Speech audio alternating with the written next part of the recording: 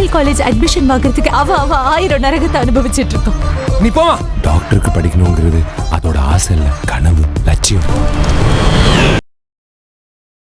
News 10 Tamil சேனலுக்கு like, share and subscribe. Thank you.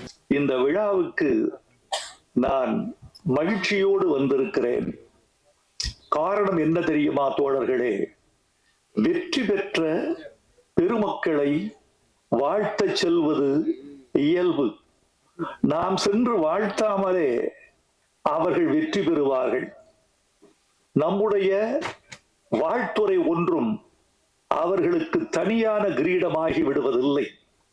ஆனால் யாரை வாழ்த்த வேண்டும் என்றால் வளரக்கூடிய கலைஞர்களை வாழ்த்த வேண்டும், ஆதரவற்ற கலைஞர்களை வாழ்த்த வேண்டும், சாதிக்க துடிக்கிற கலைஞர்களை வாழ்த்த வேண்டும். பழையன கழிய புதியன புகுகிற போது புதிய முகங்களை, புதிய திறமைகளை, புதிய ஆற்றல்களை வரவேற்று வாழ்த்த வேண்டும். ஏனென்றால் எந்த புற்றில் எந்த பாம்போ என்று பார்ப்பவன் பழைய காலத்து மனிதன், எந்த பூவில் எந்த தேனோ என்று பார்ப்பவன் தான் புதிய காலத்து மனிதன். இந்த மலர்களில் எந்த பூவில் எந்த தேன் என்பதை யார் அறிவார்? அதனால் இந்த கலைஞர்களை நான் வாழ்த்த வந்திருக்கிறேன். அந்த தம்பி இந்த ஆதங்கத்தை சொன்னார் அல்லவா, அது குறித்து நான் ஒரு சில செய்திகளை உங்களுக்கு சொல்ல வேண்டும் என்று ஆசைப்படுகிறேன். திரை உலகம் சிதைந்து போனதற்கு காரணம் பார்வையாளர் அல்ல, நடிகன் அல்ல, கதாசிரியன் அல்ல, தயாரிப்பாளன் அல்ல, திரையரங்க உரிமையாளர்கள் அல்ல. திரை உலகம் இந்த நிறம் மாறி போறதற்கும் தடம் மாறி போறதற்கும், ஒரு படம் வெளியாகிற அன்று முன்வரிசையில் மொத்தம் 12 பேர்கள் மட்டும் அமர்ந்திருப்பதற்கும், பல திரையரங்குகள் வெளியான முதல் நாள் வெளியே யாருக்கும் தெரியாமல் ஓர் ஆளை நியமிக்கிறார்கள். அந்த பதிவு சீட்டு கொடுக்கிற நபர் தன்னை மறைத்துக் கொண்டிருக்கிறார். வெளியே இருந்து செய்தி வர வேண்டும். என்ன செய்தி என்றால், வெளியே வரிசையில் குறைந்தபட்சம் 15 பேர்கள் இருக்கிறார்களா, இருந்தால் இந்த சீட்டு கொடு, இல்லை என்றால் இந்த காட்சியை ரத்து செய்து விடு என்று ஒரு தீர்மானம் அவர்களுக்குள் இருக்கிறது. 15 பேர் வந்தால் என்ன நடக்கும் என்றால், மின்சார கட்டணத்திற்கு அது கட்டுப்படியாகும். 15 பேர் இல்லை என்றால் மின்சார கட்டணத்தின் நஷ்டத்தில் அந்த திரையரங்கம் ஓடத் தொடங்கும். அந்த கட்டணத்தை தவிர்ப்பதற்காகத்தான் பதிவு சீட்டு கொடுப்பதற்கே, அவர்கள் அனுமதி சீட்டு கொடுப்பதற்கே தயங்குகிறார்கள். இதற்கு காரணம் யார்? படம் பார்க்க ஓரளவு நல்ல படம் என்று கருதத்தக்க படத்தை கூட பார்ப்பதற்கு ஆட்கள் வராமல் தவிர்த்து போவதற்கு அல்லது அவர்கள் தயங்குவதற்கு என்ன காரணம் என்று பார்த்தால், இது ஒரு மோசமான யுகத்தில் தமிழ் சினிமா கலை இருக்கிறது. அந்த இடம் தொழில்நுட்ப காலம். இந்த தொழில்நுட்பம் என்பது மனிதர்களை, ரசிகர்களை துண்டாடிவிட்டது. கை தொலைபேசியில் ஒரு கூட்டம், கணிப்பொறியில் ஒரு கூட்டம், பிறகு ஹோம் தியேட்டரில் ஒரு கூட்டம், பிறகு திரையரங்கத்தில் ஒரு கூட்டம், ஓடிடியில் ஒரு கூட்டம். மொத்தமுள்ள ஒரு 35 லட்சம் ரசிகர்களை ஒரு 35 பிரிவுகள் துண்டாடிவிட்டன. இந்த 35 பிரிவுகளிலும் வியாபாரம் ஆகிறவன் தான் வெற்றி பெற முடியும்.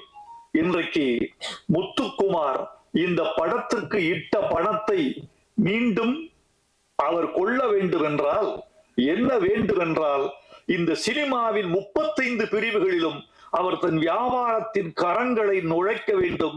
ஆக்டோபஸ் போல அத்தனை வியாபார தளங்களிலும் அவர் இயங்க வேண்டும் என்ற ஒரு நிலை இருக்கிறது. அந்த நிலையில் காரணமாகத்தான் தமிழ் சினிமா தடுமாறி கொண்டிருக்கிறது என்பதே தவிர வேறல்ல. உண்மையை சொல்ல போனால் நண்பர்களே, நான் தமிழில் வெளிவருகிற அல்லது திரைக்கலையில் வெளிவருகிற எந்த ஒரு படமும் தோல்வி அடைந்து போனால் காலையில் பத்திரிகையை படித்துக் கொண்டிருக்கிற பொழுதே கொஞ்சம் வருத்தப்படுவேன். பத்திரிகையை மடித்து வைத்துவிட்டு கொஞ்சம் வானத்தை அண்ணாந்து பார்த்து, இந்த இளைஞர்கள் முதல் படத்திலேயே தோல்வி அடைகிறார்களே, இந்த தோல்வியை எப்படி மீட்டெடுப்பது என்று யோசிப்போம்.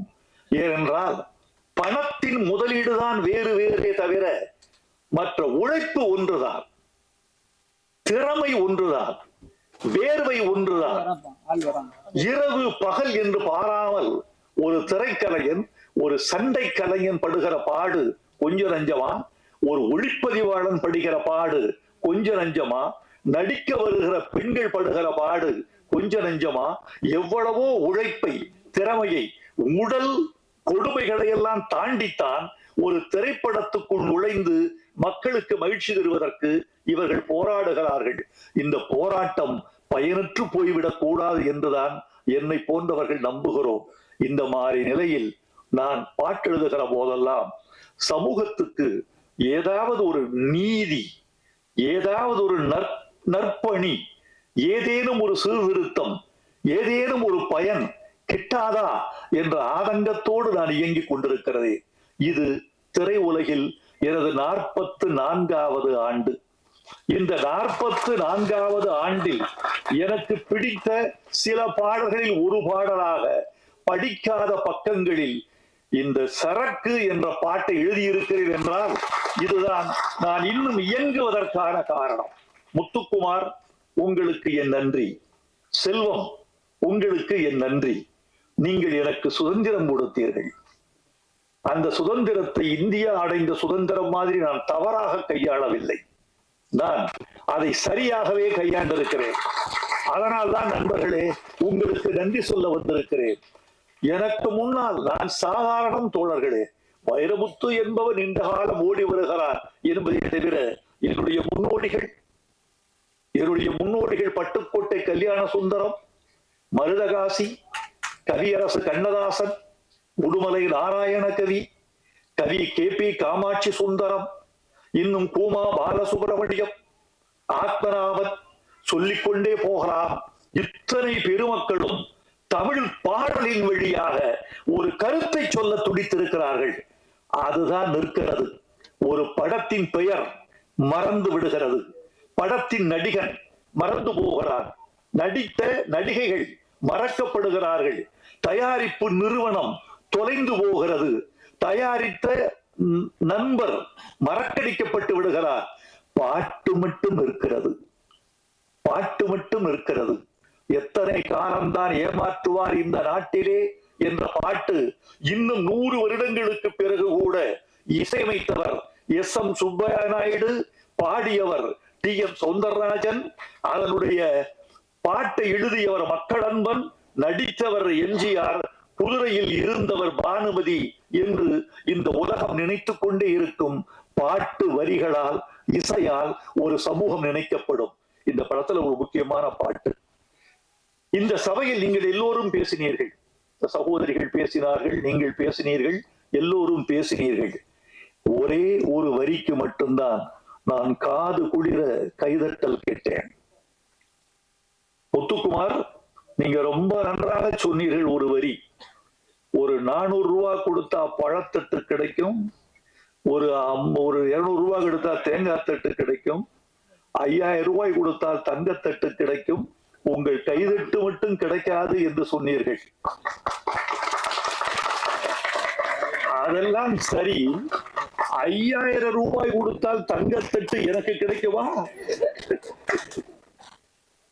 அதை 5000 ரூபாய், ஒரு 2 ரூபாய் தருகிறேன். 2 தங்கத்தட்டு நீங்கள் இன்னைக்கு தங்கத்தின் விலை 54,465 ரூபாய்.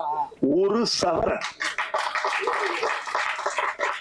ஒரு சவரன் இப்படி விற்கிற போது 5000 ரூபாய் கொடுத்தால் தங்கத்தட்டு வாங்கி விடலாம் என்று நம்முடைய முத்துக்குமார் சொல்கிறார் என்றால், முத்துக்குமார் நகைக்கடை வைத்திருக்கிறாரோ, தங்கத்தட்டு கடை வைத்திருக்கிறாரோ என்று நாம் கருத வேண்டியிருக்கிறது. நண்பர்களே, உங்களை பார்த்தால் பேச ஆசைதான். ஏதோ என்னுடைய அருமை நண்பர்கள் ஊடக தோழர்கள் வந்திருக்கிறார்கள். இந்த வெளியீட்டு விழாக்களில் இந்த ஊடகங்களின் மீது எனக்கு பெரிய மதிப்பு உண்டு. காரணம், இவர்கள் தான் கொண்டு போய் சேர்க்கிறார்கள். ஆனாலும் கூட தினப்பத்திரிகைகளில் இது குறித்து எந்த செய்தியும் வருவதில்லை. வாரப்பத்திரிகைகள் இதை அதிகமாக கண்டுகொள்வதில்லை. இந்த மேடையில் ஒரு பெரிய சர்ச்சை உண்டானால் அது மட்டும்தான் அவர்களின் கவனத்திற்கு போகிறது. அந்த சர்ச்சையை நீட்டிக்க முடியும் என்றால் அது 2 வாரங்களுக்கு செய்தியாகிறது. இதோ இந்த மேடையில் இருக்கக்கூடிய இந்த இளம் கலைஞர்களை வாழ்த்தி படிக்காத பக்கங்கள் என்ற பெயரில் நவீன பெண்களின் பிரச்சனைகளை மையப்படுத்தி ஒரு புதிய தயாரிப்பாளரும் இயக்குனரும் ஒரு படத்தை செய்திருக்கிறார்கள். ரசிகர்களே, காத்திருங்கள், வந்தால் ஆதரியுங்கள், பிடித்தால் தோள் கொடுங்கள் என்று நீங்கள் 4 வரி எழுதினால் அதுதான் சிறப்பு. இந்த நேரத்தில் நான் ஒரு கருத்தை சொல்ல வேண்டும் என்று ஆசைப்படுகிறேன். இவர்கள் இந்த இணையதளங்களின் வாயிலாக இவர்கள் கொண்டு செல்கிற இடம் ரொம்ப அதிகம். நீங்கள் நினைத்துக் கொண்டிருப்பீர்கள், யூடியூப் வழியாக இன்று இரவு 12 மணிக்குள் இந்த விழா செய்திகள் உலகத்தின் எல்லா மூலைகளிலும் வீசி எறியப்படும். இன்னைக்கு போயிடும். நாளைக்கு காலையில் சுவிட்சர்லாந்தில் இருந்து, நெதர்லாந்தில் இருந்து, ஆஸ்திரேலியாவில் இருந்து, டென்மார்க்கில் இருந்து யாரோ ஒரு தமிழர் அல்லது நிச்சயமாக ஒரு இலங்கை தமிழர் என்னை அழைத்து, உங்கள் பேச்சை கேட்டேன் ஐயா, மகிழ்ந்தேன் என்று சொல்லுவார். அந்த படம் எப்போது வெளிவரும் பார்ப்பதற்கு காத்திருக்கிறோம். இந்த காலத்தில் மதுவை எதிர்த்து ஒரு பாட்டா என்று கூட கேட்பார்கள். அப்படிப்பட்ட எல்லையை நீங்கள் தொட்டுக் கொண்டிருக்கிறீர்கள். உங்களுக்கு நன்றி. இந்த மது பாட்டை பற்றி சொல்லுகிறேன். எந்த வரிக்கு அதிகமாக நீங்கள் கைதட்டீர்கள் என்று காது கொடுத்து கேட்டேன். செல்வம் சொன்னார், இந்த படத்தில் ஒரு பாட்டு, அந்த பாட்டு மதுவுக்கு எதிராக மதுக்கடையில் பாட்டு என்று சொன்னவுடன் இந்த அரங்கம் கைதட்டலில் அதிர்ந்தது. நன்றி. மதுவுக்கு எதிராக ஒரு பாட்டு, மதுவை கொண்டாடித்தான் பாட்டு அதிகம் இருந்திருக்கிறது. தமிழ்நாட்டில் எந்த பெரும்பாலான பாடல்கள் மதுவை கொண்டாடித்தான். மதுவை கொண்டாடித்தான் பாட்டு என்று கூட சொல்ல மாட்டேன். வாழ்வை கொண்டாடி, மகிழ்ச்சியை கொண்டாடி, களிப்பை கொண்டாடி, காதலை கொண்டாடி, காதலையும் மதுவையும் பெண்ணையும் கலந்து கொண்டாடிய பாடல்கள் தான் தமிழ்நாட்டில் அதிகம். மதுவை வெறுத்து பாடிய பாட்டு கலைவாணர் பாடிய பாட்டு. குடிச்சு பழகணும் தம்பி, குடிச்சு பழகணும். என்னையா குடிச்சு பழகணும்னு சொன்னாரு? நீராகாரம் குடிச்சு பழகணும் என்று என்எஸ்கே எழுதியிருக்கிறார். அதுதான் மதுவுக்கு எதிரான ஒரு பாட்டு என்று நினைக்கிறேன். அப்புறம் ஒளி விளக்குல தைரியமாக சொல் நீ மனிதன் தானா என்று எம்ஜிஆர் பாடிய ஒரு பாட்டு. அது கூட குடித்ததாக நடித்துவிட்டு குடிக்கு விரோதமாக பாடியிருப்பார். அது ஒரு பாட்டு. இந்த பாட்டு முழுக்க முழுக்க மதுவுக்கு விரோதமான பாட்டு. கண்ணதாசன் எழுதினார், ஓர் கையிலே பெண்ணும் ஓர் கையிலே மதுவும் சேர்ந்திருக்கும் வேளையில் என் ஜீவன் பிரிந்தால்தான் நான் வாழ்ந்த வாழ்க்கை நலமாகும், இல்லையெனில் ஏன் வாழ்ந்தாய் என்றே இறைவன் எதை கேட்பான். ஏன் குடிக்கிற, ஏன் பெண் சுகம் அனுபவிக்கிறாய்ன்னு நான் நினைக்கிறீங்க, கேட்கிறீங்க. இறைவன் என்ன கேட்பான், உன்னை ஊருக்கு அனுப்பிச்சு வச்சனே, போய் வெறுங்கையோடு திரும்பி வந்து விட்டாயே, மதுவையும் மாதுவையும் தொடாமல் வந்து விட்டாயே என்று அவர் ஒரு இலக்கியமாக, நயமாக, கொண்டாட்டமாக எழுதியிருப்பார். பிர்தௌசி என்ற ஒரு பெர்ஷிய கவிஞன் எழுதினான், குடிக்காதவனுக்கு சொர்க்கத்தில் இடமில்லை என்றால் அந்த சொர்க்கம் என் உள்ளங்கையை போல் வெறுமையாகவே இருந்திருக்கும் என்று கேட்டான். இப்படி மதுவை கொண்டாடித்தான் நிறைய பாட்டு வந்திருக்கிறது. நண்பர்களே, மதுவின் கொடுமை தெரியுமா? இதோ இந்த விழா 2 மணி நேரத்தில் நிறைவடைய போகிறது. ஒரு 1.5 மணி நேரம் ஆகிவிட்டது. இன்னும் ஒரு 1/2 மணி நேரம் ஆகும் களைவதற்கு. நான் பேசி விரைவில் முடித்து விடுவேன். உங்களை இருத்தி வைக்க மாட்டேன். ஆனால் இந்த விழா தொடங்கி இந்த விழா முடிகிற 2 மணி நேரத்தில் 32 மதுச்சாவுகள் முடிந்திருக்கும். 1 மணி நேரத்துக்கு 16 மதுச்சாவுகள் நடக்கின்றன. இந்த விழா நிறைந்து முடிகிற 2 மணி நேரத்தில் 32 மதுச்சாவுகள் முடிந்திருக்கும்.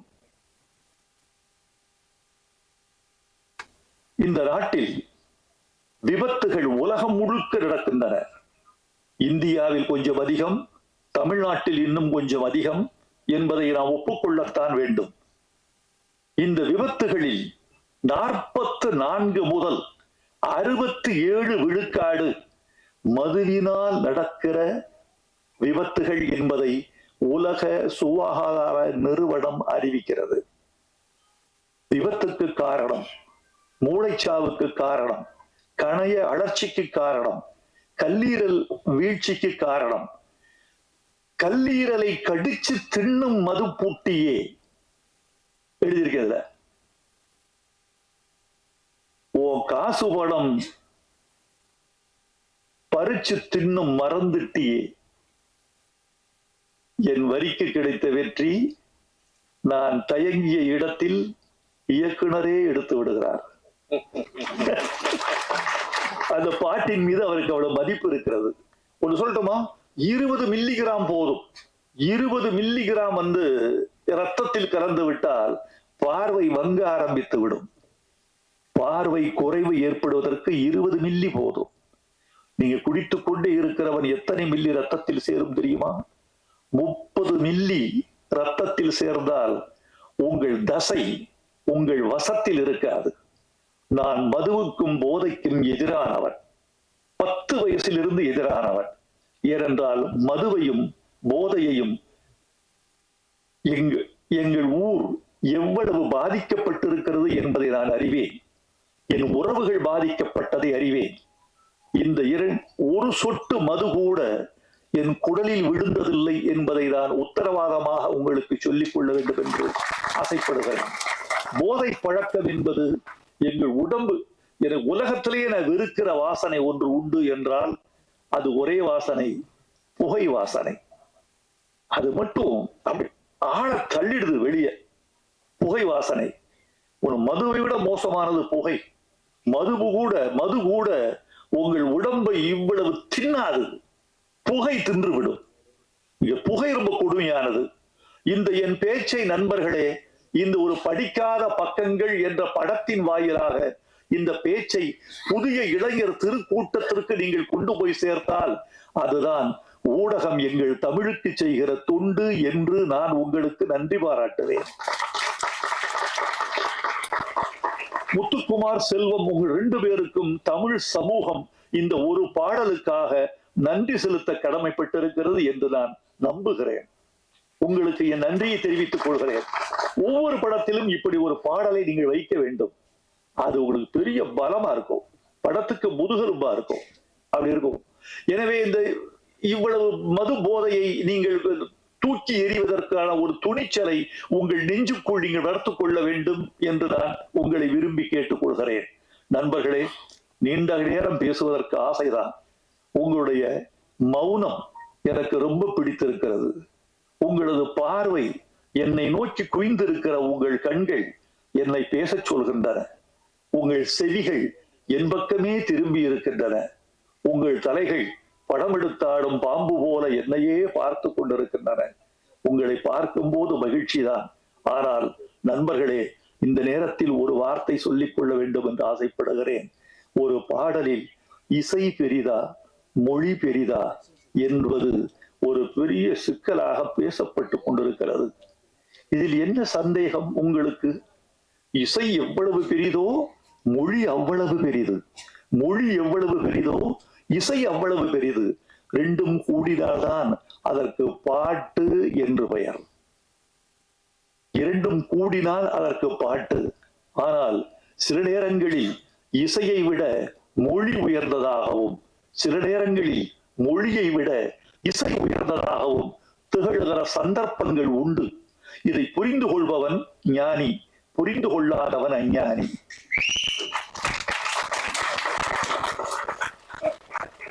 பாட்டுக்கு பெயர் வைப்பது யார்?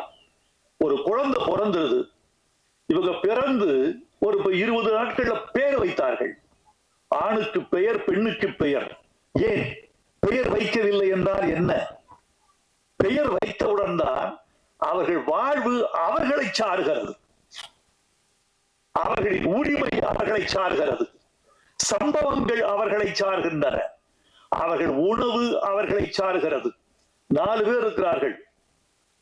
மணி இவனுக்கு கொடு இந்த இட்லிய, அந்த இட்லி அவனை சேர வேண்டும் என்றால் பெயர்.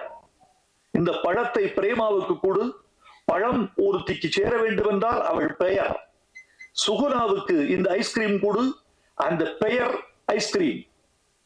இதோ லட்டு இந்த மோகனுக்கு கொடு என்று பெயர் சுட்ட உடனேதான் பொருள் உரிமை ஆகிறது. பெயர்தான் பட்டா, பெயர்தான் பத்திரம், பெயர்தான் சொத்து, பெயர்தான் நீ, பெயர்தான் ஆதார். அது இருந்தால்தான் நீ இந்தியாவில் நீ. பாட்டுக்கு பெயர் வைப்பது இசையா மொழியா? மலர்ந்தும் மலராத பாதி மலர் போல என்று பாட்டுக்கு பெயர் வைத்தது மொழி. சிட்டுக்குருவி முத்தம் கொடுத்து என்று பாட்டுக்கு பெயர் வைத்தது மொழி. மன்மத லீலையை வென்றார் உண்டோ என்று பல்லவியின் பெயரை சொன்னது மொழி. அதற்கு அழகு செய்தது இசை, அதற்கு அபிநயம் செய்தது இசை, அதற்கு சுகம் கொடுத்தது இசை, மறுக்க முடியாது. ஆனால் அந்த பாட்டுக்கு பெயர் சூட்டியது மொழி, அந்த பாட்டை அழைக்க வைத்தது மொழி. ஒரு பாடலை ஹம் பண்ணி யாராவது இந்த பாட்டை பாடுக்குன்னு சொல்லுவாங்களா? இந்த பாடல இத பாடுங்க சொல்லுவாங்களா? சின்ன சின்ன ஆசை என்று பாடுகள் என்றுதானே சொல்லுவார்கள். எனவே பாட்டுக்கு பெயர் வைத்தது மொழி. அந்த மொழிக்குரிய மரியாதையை இசையும், இசைக்குரிய மரியாதையை மொழியும் பரஸ்பரம் வழங்குகிற போதுதான் கலை வெற்றி பெறும் என்று நான் உறுதியாக நம்புகிறேன். நண்பர்களே, இந்த படம் வெற்றி பெற வேண்டும், வெற்றி பெற செய்ய வேண்டும். இன்னொன்று, நிறைவாக ஒரு செய்தி. நம்முடைய கலையில் என்ன குறைபாடுகள் என்று கலை உலகம் கருதி முடிவெடுத்தால் ஒழிய கலை வெற்றி பெறுவது மக்கள் கையில் என்று நீங்கள் கருதி விடாதீர்கள். அது உங்கள் கையில். நல்ல பொருளாக இருந்தால் எத்தனை ஆண்டுகள் கழிந்த பிறகும் கூட, எத்தனை மண்ணுக்கடியில் கிடந்த பிறகும் கூட, எத்தனை காலங்கள் கடந்த பிறகும் கூட தங்கம் தங்கம்தான், வைரம் வைரம்தான், உயர்ந்த பொருள் உயர்ந்ததுதான். ஒரு 17 நூற்றாண்டுகள் திருக்குறளை தமிழ் சமூகத்தில் காண கிடைக்கவில்லை. 2ஆம் நூற்றாண்டு 3ஆம் நூற்றாண்டுக்கு பிறகு திருக்குறளை தமிழ் சமுதாயம் புழங்கவில்லை. பக்தி இயக்கம் வந்து விட்டது, தேவாரம் புழங்கியது, திருவாசகம் புழங்கியது, திரவிய பிரபந்தம் புழங்கியது, ஆழ்வார் பாடல் புழங்கியது, நாயன்மார் பாட்டு புழங்கியது, பதிகம் புழங்கியது, பாசுரம் புழங்கியது, திருக்குறள் புழங்கவே இல்லை. ஆனால் நல்ல பொருளாக இருந்தால் எந்த நூற்றாண்டிலும் அது தன் முகத்திரையை கிழித்துக் கொண்டு, ஒரு விதை தன் மேல் தோலை கிழித்துக் கொண்டு விருட்சமாவது போல் நல்ல பொருள் எத்தனை காலமாக இருந்தாலும் தன்னுடைய தடைகளை உடைத்துக் கொண்டு, திரைகளை கிழித்துக் கொண்டு வெளியே வந்தே தீரும். 19ஆம் நூற்றாண்டின் இறுதியில் திருக்குறள் நான் தானடா தமிழின் முகவரி என்று வெளிவந்தது. உங்கள் கலை நல்ல கலையாக இருந்தால், உங்கள் கதை நல்ல கதையாக இருந்தால் நிச்சயமாய் உங்கள் புகழ் வெற்றி பெறும், உங்கள் கலை வெற்றி பெறும். உங்கள் கலையும் கதையும் வெற்றி பெற்றால் நீங்கள் பொருளாதார மேன்மை பெறுவீர்கள். படிக்காத பக்கங்கள் வெற்றி பெறும். படிக்காத மேதை வெற்றி பெற்றது, படிக்காதவன் வெற்றி பெற்றது. அந்த வரிசையில் படிக்காத பக்கங்கள் வெற்றி பெற வேண்டும் என்று வாழ்த்துகிறேன். நன்றி, வணக்கம். Hi, this is Minna. Like, share, subscribe, News 10 Tamil.